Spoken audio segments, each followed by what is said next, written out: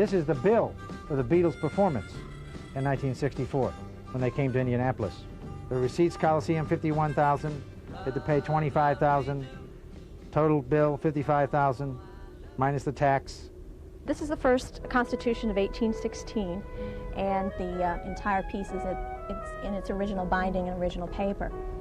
Someone's made a poor repair here. Beatles memorabilia and the state's constitution are just two examples of items packed away in Indiana's official basement, if you will, the State Archives. You can walk over here, you can see that all the aisles are pretty crowded. Indiana's recorded history, most of it in the form of legal documents, bound volumes, and reams of paper, comes to this cramped basement to grow old. What we have here are Civil War muster rolls. On these rolls, you pull out the folders, you can see in original handwriting, they actually took attendance after every battle or every morning or every afternoon. Jerry Hanfield sits at the top of this heap. He's Indiana's official archivist and has spent years of his life documenting Hoosier history and the latest in a long line of Indiana historians who have had the foresight and wherewithal to collect everything. Included in the Indiana archives are every single bill passed through our legislature. Now, these are the actual laws.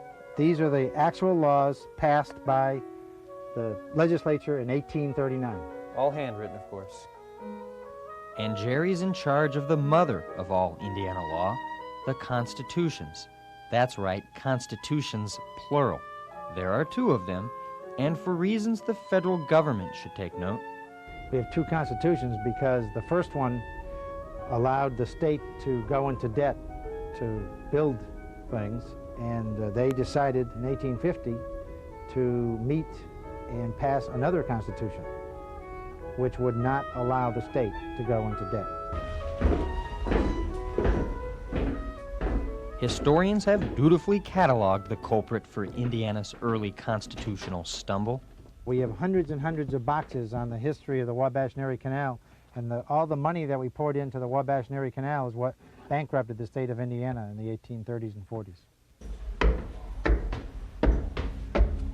Nothing, not even historical blemishes, escape the archivist's eye. Okay, Dave, what we have here are the sealed prison records of Charles Manson. Charles Manson spent some time at the boys' school in Indiana. This is mass killer Charlie Manson in later years, when after his reformation he left Indiana to become a family man. We don't keep all prisoners' records because if we did, we'd have to build a whole new archives building. They don't leave much room for Indiana's lawless, since the state archives has to collect the ever-growing mountain of paperwork generated by Indiana's lawmakers. All state documents go there. Chances are, if it was written on taxpayers' paper, it's in the archives. Right up here we have a box that contains the original correspondence of governors from 1800 to 1840. In this box we have all the papers from the first 40 years of governors in the state of Indiana. In this small amount of space right here. In this small amount of space. And here we have the last 40 years of governors' papers. So what we just saw in that small box was the first 40 years, and this represents approximately the last 40 years. Some of the last 40 years. This isn't all of it, but this is a good segment of it.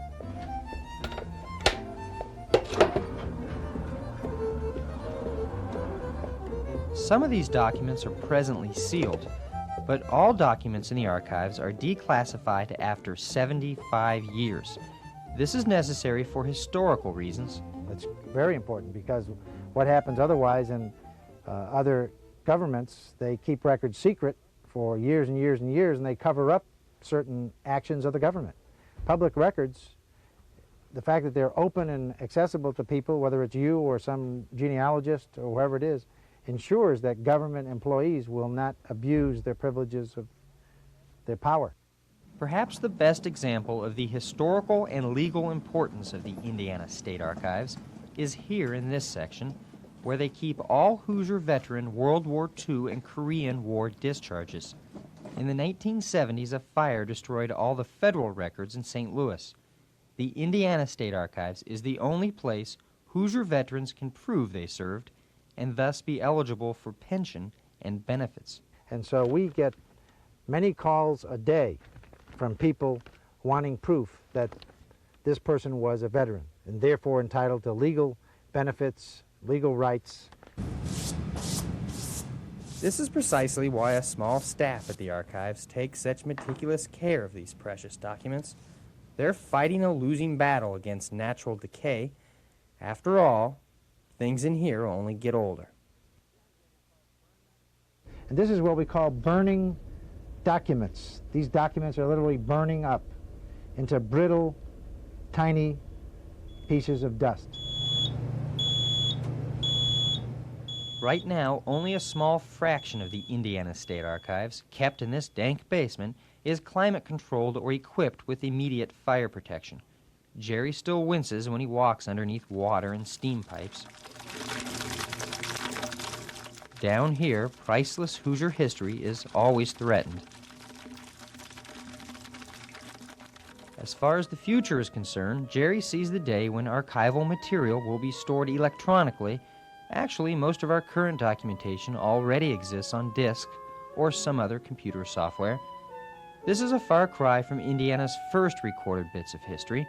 These are the original diaries kept by pioneering surveyors who first stepped foot on soil that is now called Indiana.